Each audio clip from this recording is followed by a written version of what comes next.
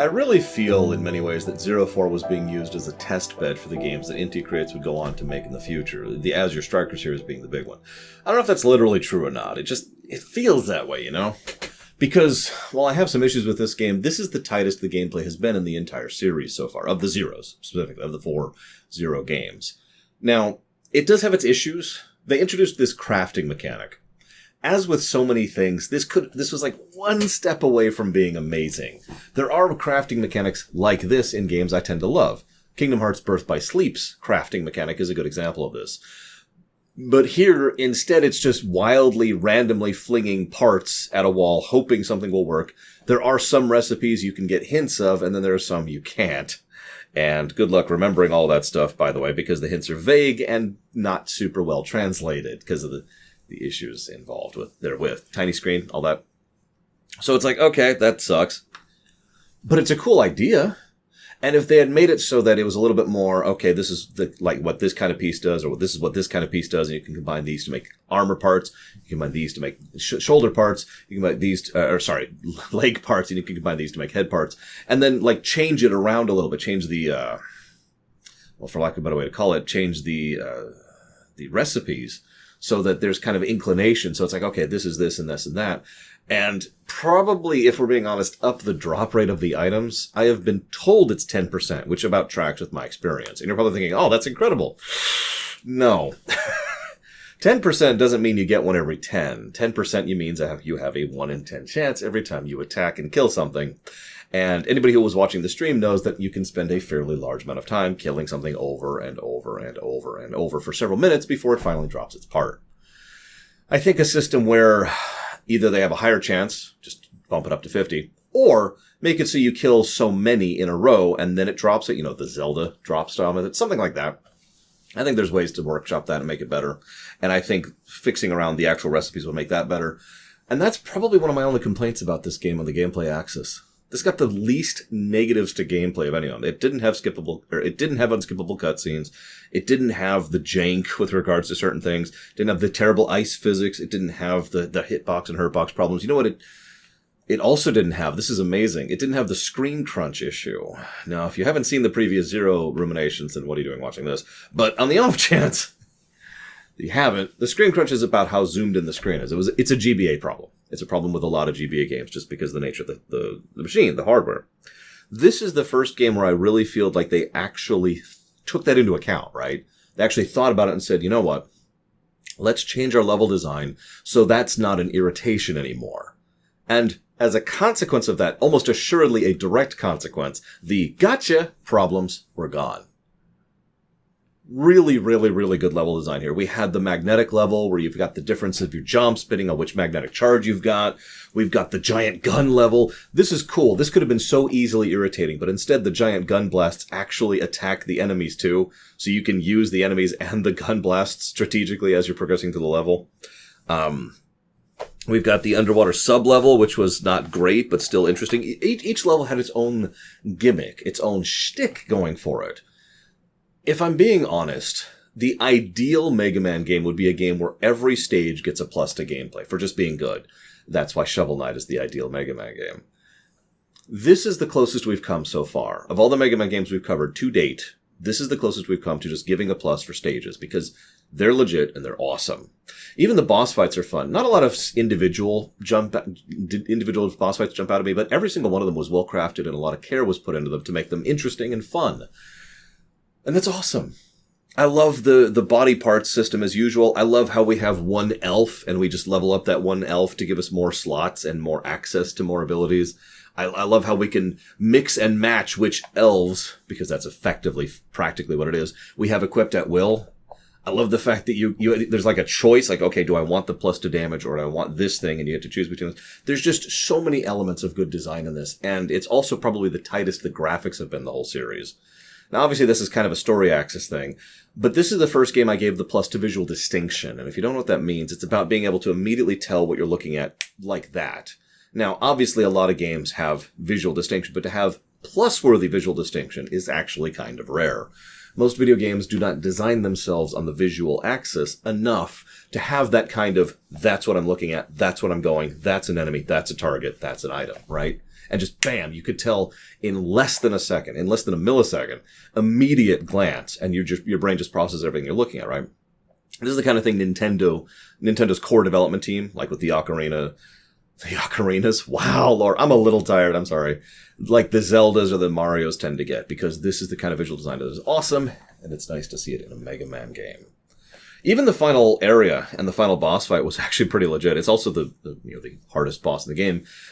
Even though he's extremely random, that's the only downside. He's got so many different attacks he can do.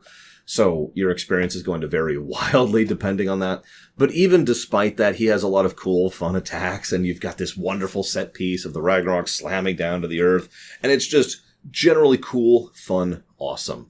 I felt accomplished for beating the game, and I loved it. I have so much praise for it. I think it was like a net plus 20 to gameplay, which is huge. So narrative.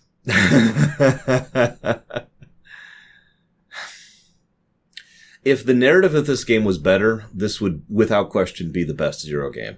As is, and I kind of hinted at this, 03 is my favorite Zero game. I can say that definitively now because I've calculated the golden number of all four. Three wins with like a 37, and I think, I can actually pull it up really quicker, but I'm pretty sure 4 ended up getting like just a straight 30 or something like that. Scrolling down. Sorry, it takes a while for the spreadsheet to load because there's a lot of formulas here. Okay, here we go. 27, excuse me. 04 got a 27, whereas 03 got a 34.78, which is substantially better. So, and a lot of that is because the story axis was just so much better in 03. There's not much story in 04. Not really. And it shows how they were just like, Dr. Vile's evil. He's less well written. Kraft is a moron and actively detracts from the narrative. He's just, I've seen this archetype before, and I could see how they could make it good, but it's just some idiot who's like, okay, I'm a Reploid, and I've fallen in love with a human. Okay, good starting point. We saw that with Andrew in the previous 3 games, and Andrew is, and this is not a joke, still the best character of the previous 3 games. Andrew's also not in this game because screw me. So, okay, cool. He falls in love with her, and therefore he decides to willingly work for Dr. Vile, who is actively trying to kill off all of nature, and for some reason nature is just suddenly a theme in this game, and all of the civilians outside of the city, so everyone has to survive under his rule. Okay, you're already losing me, Kraft, because you're an idiot. I know we all do stupid things when we're in love. I've been there. I've been there like 30, 40 years, 80 years ago. It's been a minute. The point is, got some cobwebs. The point is that it's okay, fine, right, whatever. But then he gets called out on this. This is great. He gets called out on this. And he's like, oh my gosh, no, you're right. I shouldn't work for Dr. Vile. I should kill all humans. Wait, hold up, what? And he goes and he's the one who activates Ragnarok and fires it at Dr. Vile to kill him. And 20 million other civilians. Kraft. I knew the story wasn't going to hold up because during the intro, if you remember, the intros of these games are usually hallmarks. They're usually good stuff. Like the intro to 01 was awesome and nothing but praise for that. The intro for this game has a scene where there's 2 people who are fleeing in a truck from Neo Arcadia. They're trying to evacuate and get away from Neo Arcadia to go to Area 0. Cool. That actually makes a lot of sense. We'll cover that in just a moment. Now, these 2 people who are fleeing from Dr. Vile's control are in the truck, and one of them turns to the other and says, oh my gosh, it looks like Dr. Vile is trying to defeat us and take us back. We've got to keep running from him. And I wanted the other character to just learn that, yes, I know that. I've been here the whole time. It is a classic example of, as you know, which is the worst type of exposition that exists, in my opinion. And the whole narrative, with one very big exception, is like that. It's not well written. I don't have a better way to say that. There's decent ideas here. There are. Area 0 being the crash site. So let's walk back here. So back in X5, the massive space arcology Eurasia, which we've referenced a few times, which was the first apocalypse, smashes into Earth. Now, Area 0 is where that hit. That's also the first breach into cyberspace, which we'll cover more in X5, I believe, is when that's really going to come up. And we've talked a little bit about cyberspace in the Zero series as well, because it's relevant here. That was the first time we breached into the cyberspace, and that was the first time that the virus was spread across the whole world. And of course, it was an extinction level event that was the first apocalypse that the series has been going through. Cool. So that's a space station that was designed to be self-contained and livable for people. That includes Reploids and humans, of course. Now, the reason I bring that up is because that means they had a terraforming system on board. A GEC, as someone in chat so accurately pointed out. As in, pretty much straight up the thing from Fallout. So they actually have this device, and it's seeding and nurturing the soil and making sure that the water table is correct and all sorts of all the tiny little nitty-gritty details you need to terraform. This is a brilliant plot point because it's actually a great thing. A great thing? I don't know why I said that so straight. A great thing and a terrible thing at the exact same time.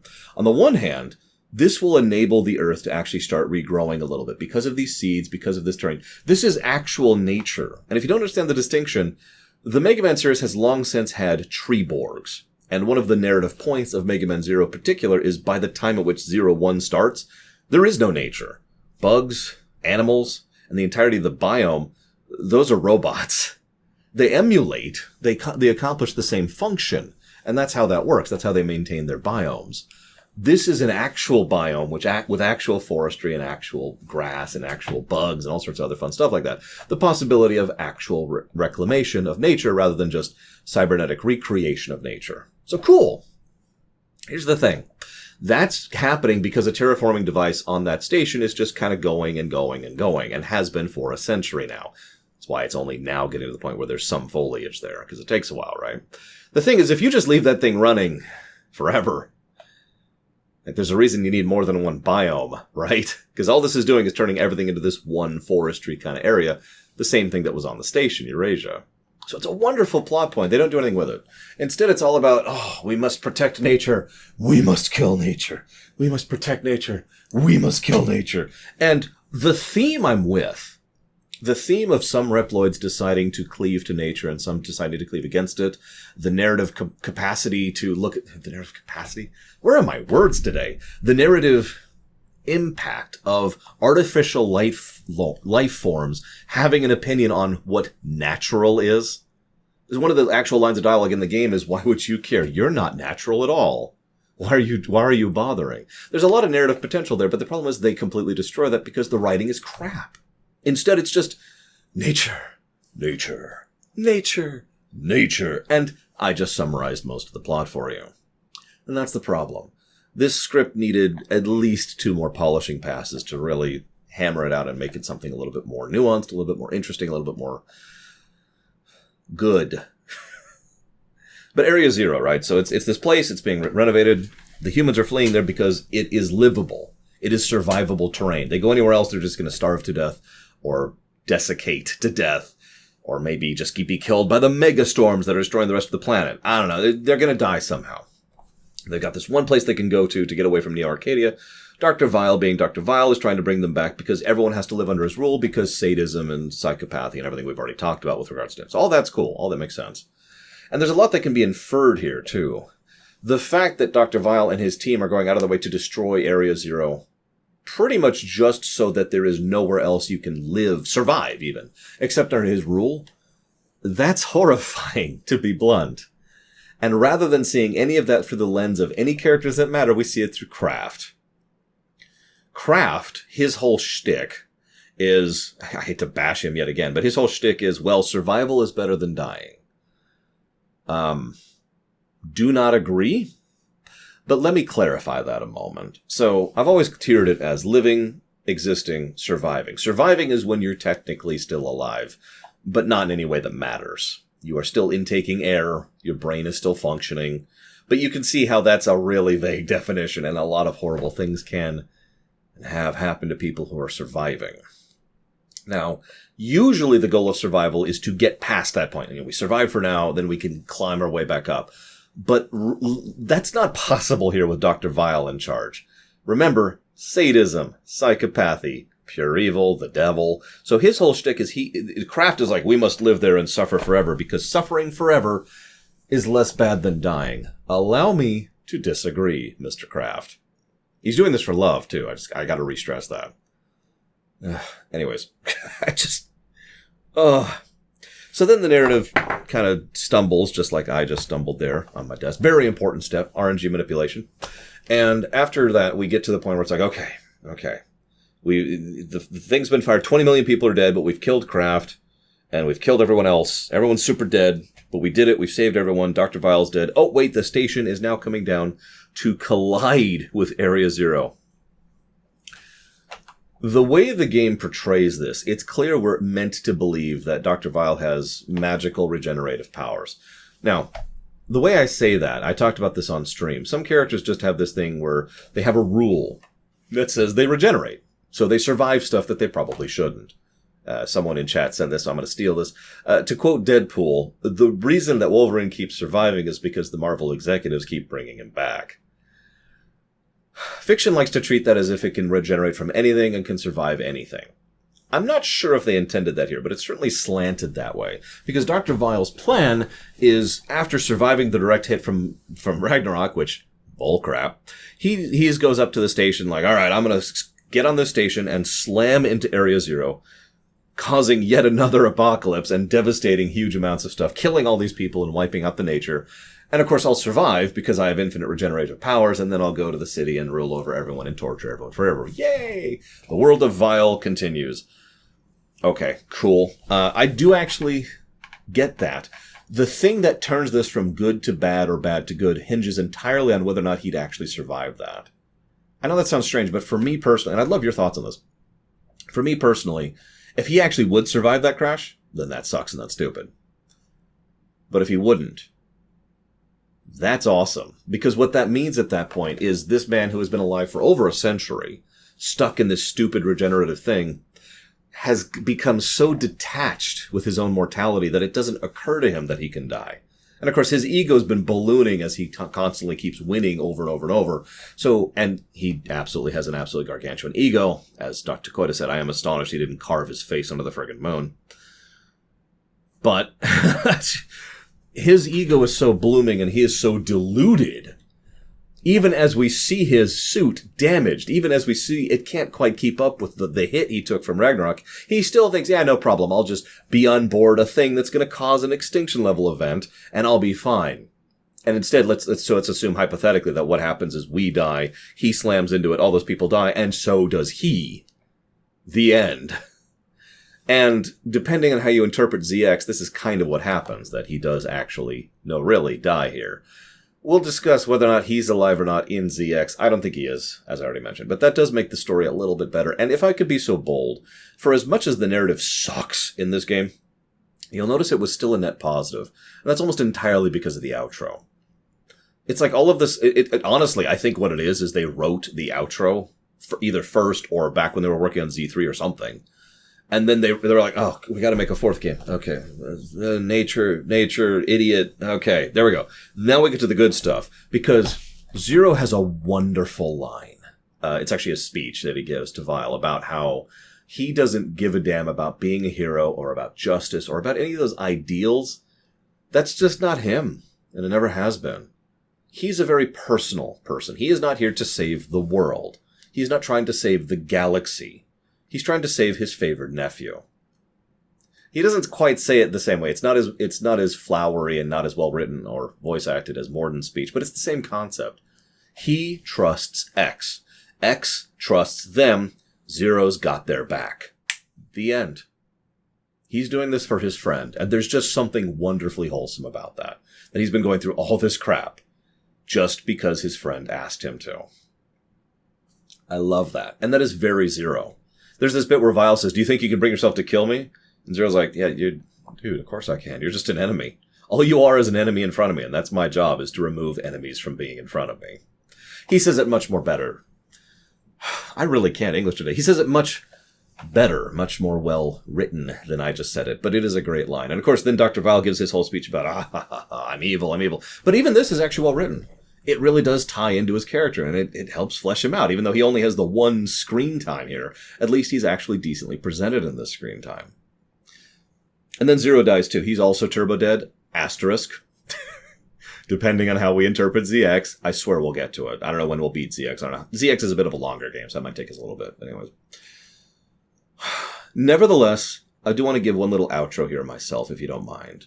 This is actually only the second time I've played through the Zero series. I played through 01, I think I mentioned this, way back in the day, hated it, and put it down. Then several years later, after I went through some stuff and, got back on my feet and got an actual place to live and got some friends, I picked up the Zero games again at the local, I can't think of the name of it. It was a used game store. I can't think of the name of it. I was going to name drop it, see if anybody heard of it. It doesn't matter. And I was like, okay, let's try these again. And I played through them, and they were okay. I remember them positively, but there were some issues there. It was one of those good asterisk kind of games, right? Having gone back through the series, I can see exactly why I thought that. 01 is a mess with wonderful ideas that are terribly executed. And then we have 02, which is no longer having wonderful ideas, but trying to polish up the mess of it. And then we have 03, which is freaking awesome. And then we have 04, which is fantastically fun to play through, but has issues on the narrative score. And you can see why it just kind of does this in terms of overall quality, right? It makes me wonder, what do you think? For those of you who have actually played through the quadrology, what do you think? What's your preference? Do your thoughts align with mine? Do they go the complete opposite? Is it all over the place? I'm just curious, as I always am. I'm really curious about the ZXs because I've also only played those games once. Either way, I will see the rest of you next time.